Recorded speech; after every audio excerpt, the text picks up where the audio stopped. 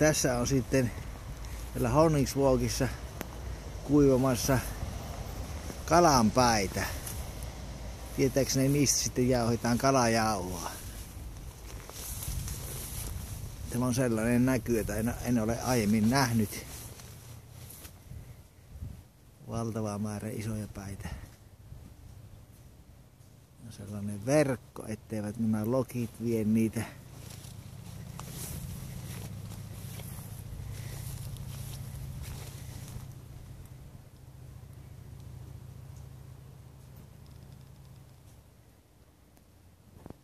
Tässä voi sanoa, että on pääpoikineen.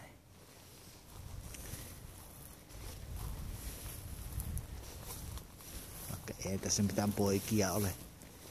Eikä kalojakaan muuten kuin päät.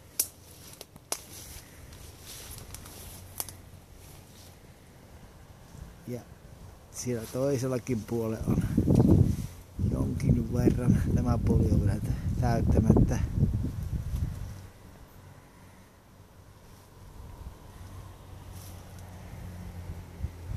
Ja paikka oli siis Honningsvåg.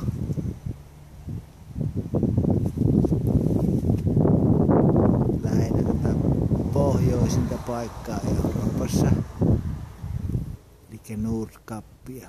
Nordkappi on matkaa tästä sellaiset 30 kilometriä.